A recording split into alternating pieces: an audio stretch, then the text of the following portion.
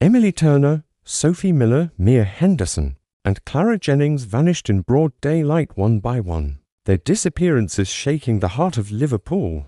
What seemed like ordinary afternoons turned into a citywide nightmare, as shadows moved unnoticed and danger hid in plain sight. Behind every street corner, every quiet alley, an unseen predator was orchestrating a chilling plan that would leave the city questioning. Who was truly safe? Liverpool had always been a city of contrasts. Its bustling streets were lined with historic buildings, busy markets, and quiet alleyways that held centuries of stories. On one seemingly ordinary Saturday morning, life in the city followed its usual rhythm. Families strolled along the waterfront, teenagers gathered in parks, and commuters hurried to catch the early trains. No one suspected that the ordinary day would soon become the start of a nightmare. It began with the disappearance of 16-year-old Emily Turner. She had been walking home from a friend's house in the city centre, carrying her school bag and humming a tune. One moment she was there, moving confidently through the crowd,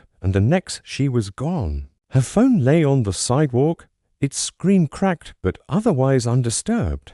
Passers-by noticed it and called the police, but there was no trace of her nearby. It was as if she had simply vanished into thin air. Hours later, another girl, 14-year-old Sophie Miller, disappeared under similarly baffling circumstances. She had been heading to a weekend art class along a busy street. Witnesses reported seeing her smile at a stranger and then vanish into a small side lane. Police initially treated the incidents as isolated, but the eerie similarities could not be ignored. Both girls had vanished in broad daylight in crowded areas without any struggle or warning. The city felt an unusual tension as word spread quickly through social media and news channels.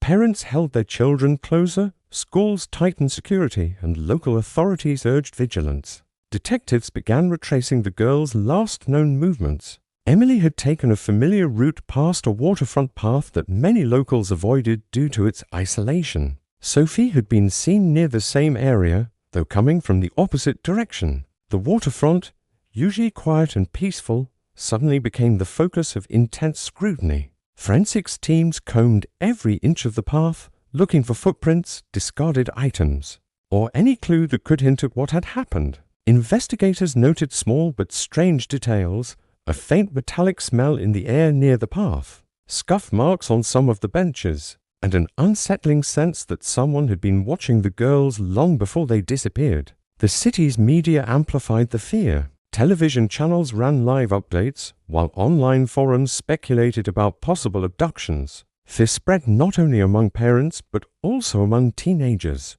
who began avoiding streets they had walked 100 times without concern. The idea that someone could take a girl in broad daylight, without anyone noticing, felt like a violation of the city's very safety. By evening, Liverpool had transformed. Ordinary streets seemed sinister and quiet neighborhoods were watched with suspicion. The disappearances were no longer just incidents, they were warnings, a glimpse into something hidden beneath the city's everyday life. The mystery had only just begun, but already it was clear that these were not random events. A shadow had fallen over Liverpool, and the city's residents were left wondering who would be next, and whether anyone was truly safe even in daylight. The morning after the first disappearances, Liverpool's waterfront was eerily silent. Police cordoned off the area, but residents still gathered at the edges whispering about the strange events. Investigators moved methodically, retracing the girls' last known steps with meticulous care. The sun reflected off the river, almost mocking the tension in the air, as if the city itself were holding its breath. A small crowd noticed a backpack lying on the cobbled pathway near the docks. It was Emily's. The bag was partially open, its contents scattered: a notebook, a water bottle, and a torn bus ticket with faint smudges of dirt. Detectives examined it carefully, noting the details that most people would overlook. The ticket had a stamp from a route that led toward an abandoned ferry warehouse at the far end of the waterfront. It was a place few visited, with rusted gates and broken windows, long since abandoned but still standing as a silent relic of Liverpool's industrial past. Forensic experts traced a faint shoe print near the backpack. It was small but distinctive, pressed into the worn cobblestones as though someone had stopped briefly before moving on. Investigators photographed it from every angle, comparing it with records, but found no match. CCTV cameras along the waterfront were reviewed repeatedly. One clip showed a shadowy figure moving behind Emily before she disappeared. The image was grainy and unclear, but the posture of the figure suggested purpose, not accident. The stranger moved as though familiar with the path, guiding the girls into places no one else seemed to notice. Detectives scoured the abandoned ferry warehouse. The smell of rust and decay filled the air. The interior was empty, save for old crates and the faint echo of dripping water. Yet there was something unsettling about the space. Tiny scratches on the walls, almost imperceptible, suggested that someone had been there recently. A metallic tang hung in the air, faint but sharp like iron in water. Officers noted the strange pattern and mapped every mark carefully. There was no evidence of forced entry and no signs of a struggle. It was as though the girls had simply stepped into the warehouse and disappeared. Investigators began considering the waterfront itself. Despite being a public area, it had hidden pockets, narrow lanes, overgrown paths, and unmonitored docks. Someone familiar with the city could exploit these places with ease. The detectives started to map the locations where the girls had vanished, noticing a subtle connection. Though the disappearances seemed random at first glance, the patterns suggested careful planning. Each girl had been seen heading toward quiet, less traveled spaces, even on a day when the streets were crowded. As the sun dipped below the horizon, the waterfront took on a different character. What had seemed ordinary in daylight now looked menacing.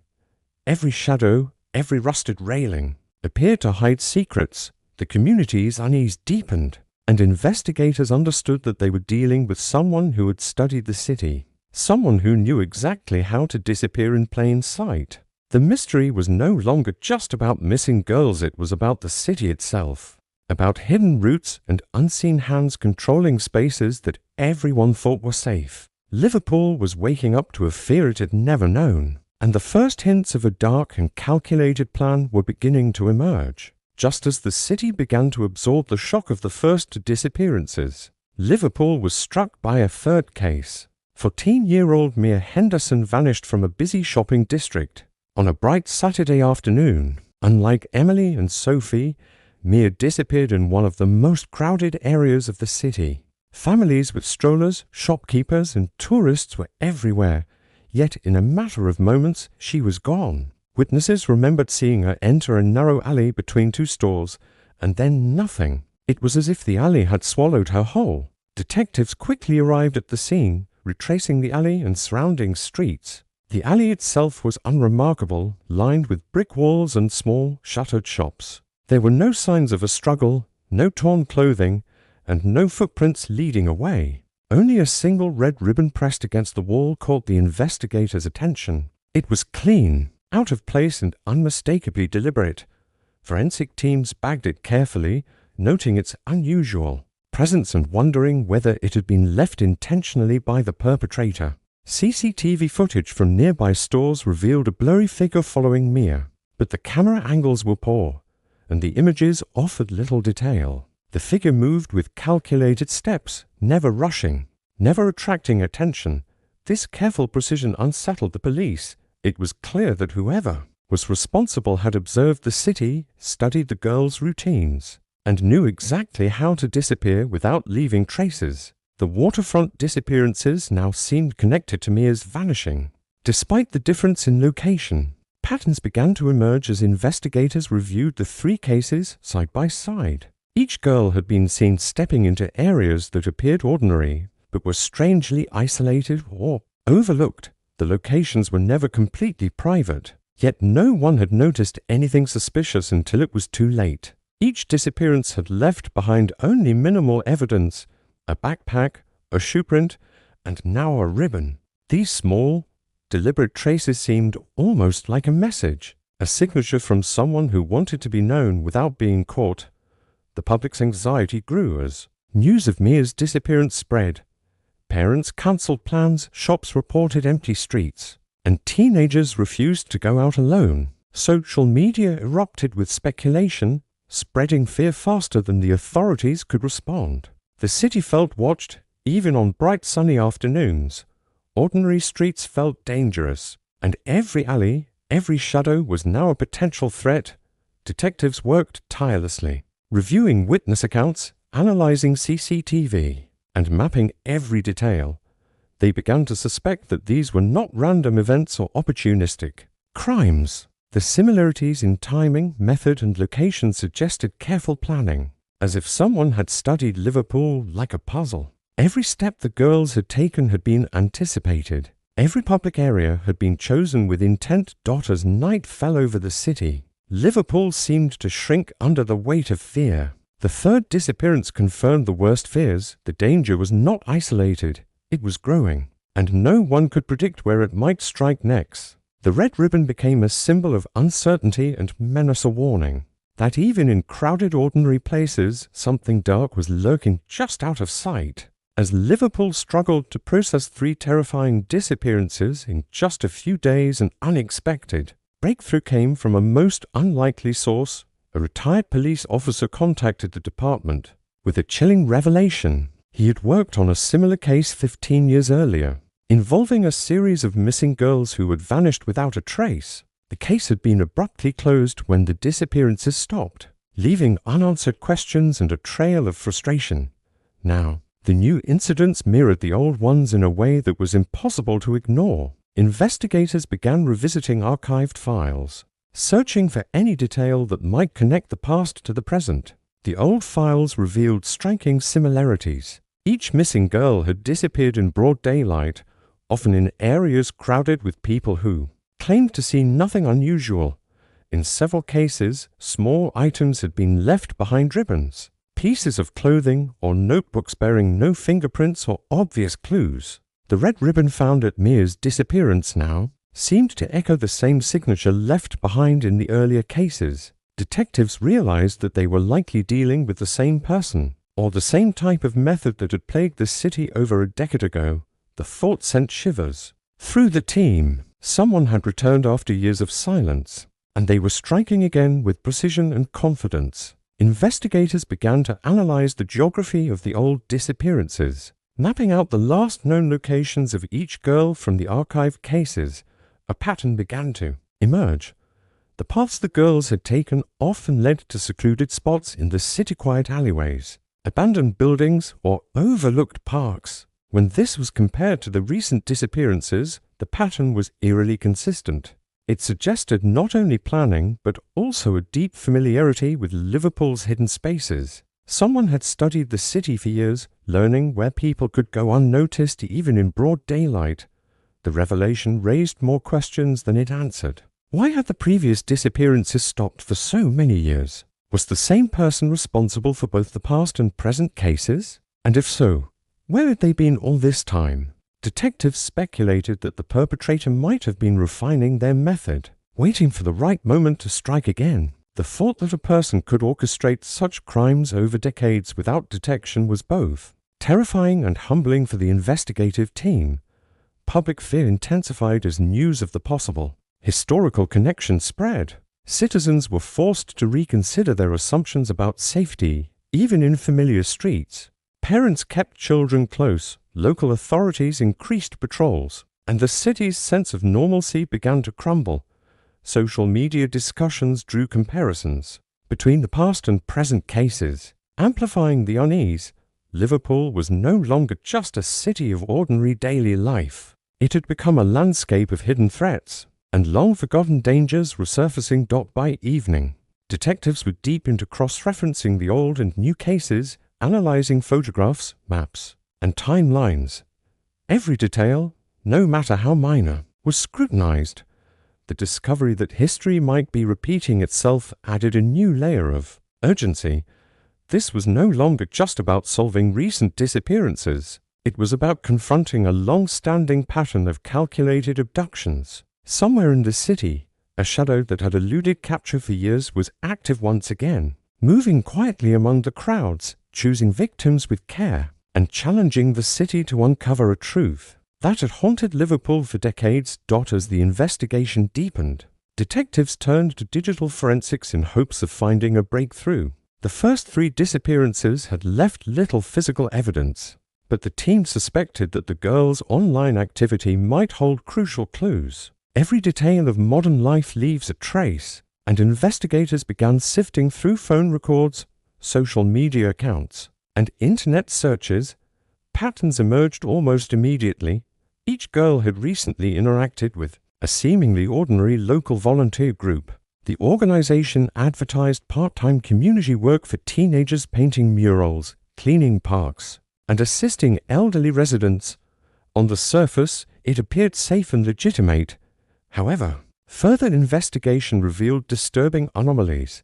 The website existed anonymously, registered on foreign servers, and displayed no physical office or contact information. Emails sent to the group bounced back, and phone numbers linked to the organization traced to unregistered prepaid devices. Every attempt to locate a responsible adult ended in dead ends. It became clear that this volunteer group was a facade, a law designed to gain the girls' trust and direct them toward specific locations without raising suspicion.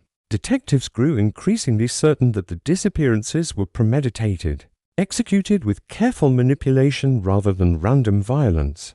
Digital evidence also suggested meticulous planning. Each girl had been encouraged to visit isolated areas under the pretense of volunteering tasks. Emily's last check-in, for example, had been near the waterfront, while Sophie had been guided toward a quiet park path. Mia's disappearance coincided with an urgent message from the group, directing her to a shopping district alley. Investigators began mapping the digital instructions against the locations of the disappearances, revealing a chilling pattern.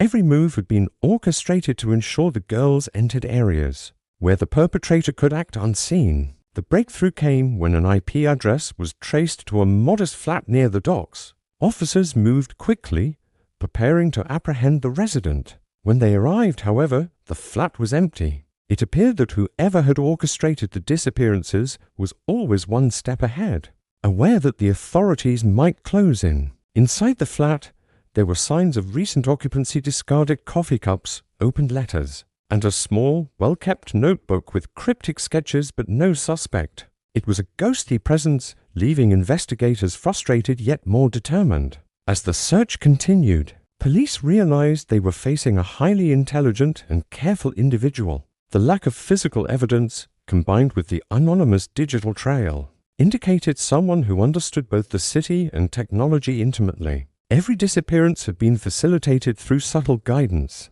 exploiting ordinary routines and social trust. The thought that a person could manipulate multiple young lives so precisely, while leaving almost no trace, created an overwhelming sense of dread. Liverpool itself seemed to shrink under the weight of these revelations. Parents feared the next notification on their phones. Teenagers questioned whether every invitation or message could be a trap, and authorities faced the urgent task of predicting the moves of a cunning, unseen predator. Each day brought new pressure, new analysis, and the sobering realization that this was not a single, impulsive criminal, but a methodical, calculated threat. Somewhere, hidden in plain sight, the orchestrator was still active, carefully planning the next step. While the city braced itself against an invisible and chilling danger, the investigation took an unexpected turn when construction workers repairing the old docklands stumbled upon a sealed underground tunnel. The section of brickwork collapsed under a jackhammer, revealing a dark, narrow passage that had not been used for decades. Police were called immediately, and forensic teams carefully entered the tunnels, their flashlights cutting through the stale, dusty air. The faint smell of mold and iron filled their nostrils, creating an oppressive atmosphere that made every step feel heavier.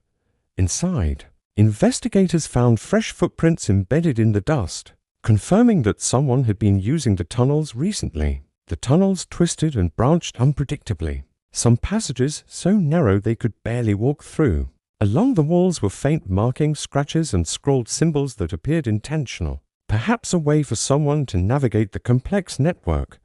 The realization hit detectives hard. These tunnels had been exploited as a hidden route for months, maybe even years. Right beneath the city's feet, deeper in the passage, they discovered hidden rooms. Each was small but clearly used for temporary occupancy. In one corner, piles of clothing lay neatly stacked. In another, notebooks and letters were tucked away, some with dates and addresses matching areas where girls had disappeared. Maps of the city, marked with specific locations, were found on a table. Each mark coincided with the waterfront paths, alleys, and abandoned buildings previously linked to the missing girls. The precision was staggering, revealing a level of planning that made the tunnels feel less like a hiding place and more like a command center. Detectives realized that the tunnels were not a random network. They had been modified to suit the perpetrator's needs. Small alcoves had been reinforced, false walls created hiding spots, and ventilation shafts adapted to allow airflow to the hidden rooms.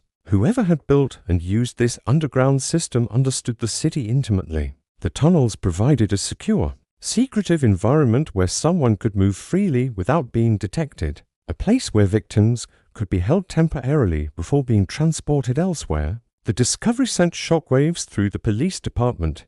Each new item found in the tunnel's clothing, personal belongings, maps connected directly to the recent disappearances, confirming that the girls had been taken to this hidden network. The red ribbon discovered earlier now made sense. It was a signature, a deliberate mark left to instill fear, perhaps even a warning that the city's authorities were always one step behind. The tunnels were a chilling reminder that the danger had been literally beneath everyone's feet, invisible in plain sight.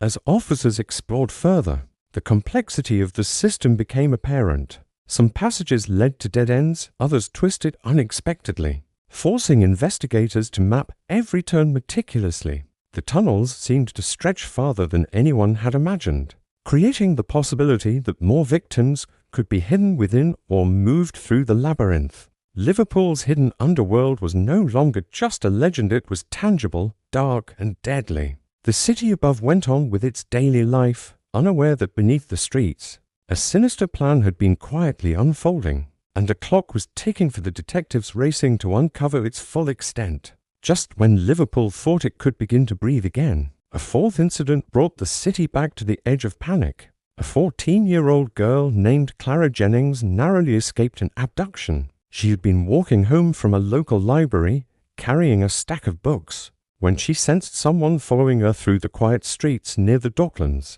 Something about the way he moved, slow, deliberate, almost watching, set off an instinctive fear. She ran, her heart pounding, and managed to reach a nearby cafe where staff quickly called the police.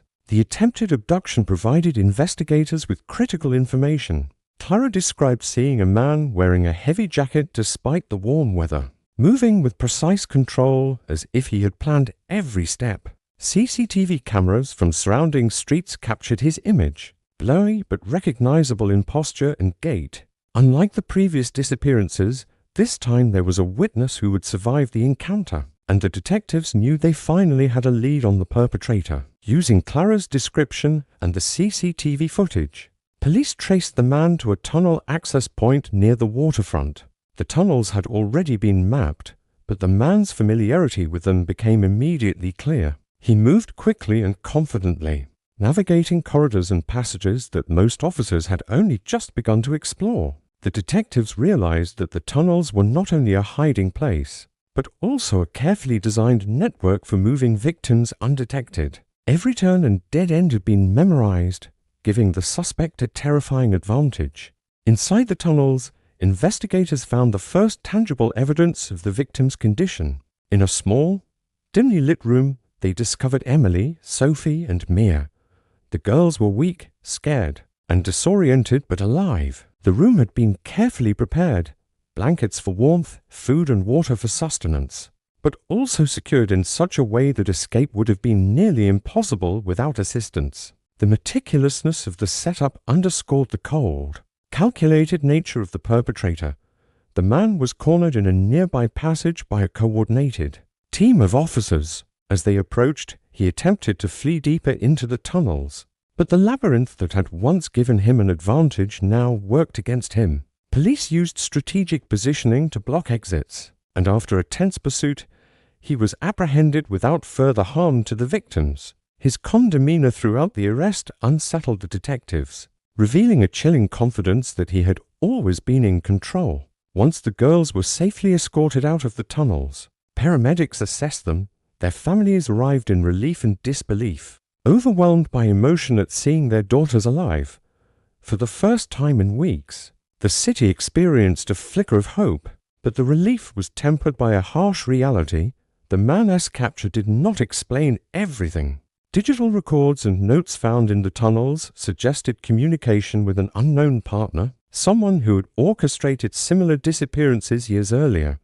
Liverpool's authorities realized that the rescue, though monumental, was only part of the story. The tunnels, the planning, and the unseen accomplice indicated that the network of danger extended beyond a single person. The city remained on edge, knowing that the mastermind behind the disappearances might still be active, planning the next move and watching from the shadows while the streets returned, seemingly, to normal life. The arrest of the man in the tunnels should have brought closure to Liverpool, but the city soon realized that the nightmare was far from over as investigators combed through his digital records, notebooks, and hidden messages. A disturbing truth emerged. He had not acted alone. Communication logs revealed the presence of an unseen partner, a mastermind who had orchestrated disappearances years ago and had somehow remained invisible to authorities. This partner's digital footprint was nearly untraceable, leaving only cryptic hints, suggesting a level of cunning that terrified even seasoned detectives. The city's sense of safety was shattered. People began to notice every shadow, every unfamiliar figure on the street. Parents refused to let children out of their sight, and ordinary walks through familiar neighborhoods became exercises in anxiety. The realization that someone else might be orchestrating events from behind the scenes left the community unsettled. Every street corner, every quiet alleyway now seemed like a potential trap, and the knowledge that the mastermind could strike again at any moment loomed over the city like a dark cloud.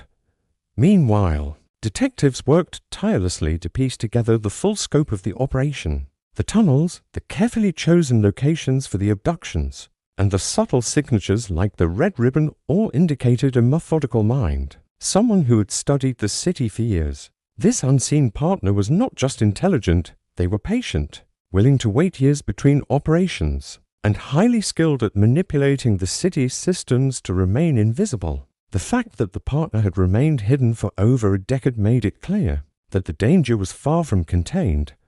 Public fear escalated when small details began to emerge. Personal items belonging to other girls, previously considered lost or forgotten, were discovered in the tunnels, suggesting that more victims had been taken in the past and perhaps moved elsewhere. Investigators feared that the network extended beyond Liverpool, perhaps involving routes and contacts far outside the city. Every rescued victim, every clue recovered, only hinted at a larger, more organized scheme that had yet to be fully understood. As the city slowly returned to its routines, the shadow of the unknown accomplice remained. Citizens were warned to stay vigilant, and police increased patrols around key areas. But the unease was palpable. Even in daylight, when streets were crowded and familiar, there was a lingering fear that someone was watching, waiting for the perfect moment to strike. The city had been changed forever. The documentary closes with a chilling thought. While the arrested man was behind bars, the true architect of fear had vanished without a trace. There was no warning, no indication of identity, and no clear motive beyond the carefully executed abductions. Liverpool had survived the terror of the tunnels, but the mastermind's presence loomed. A reminder that even in a bustling, modern city, danger could remain unseen. The story of the disappeared girls became a permanent scar on Liverpool's memory, a haunting example of how calculated evil can hide in plain sight, leaving a city forever wary. Even in daylight,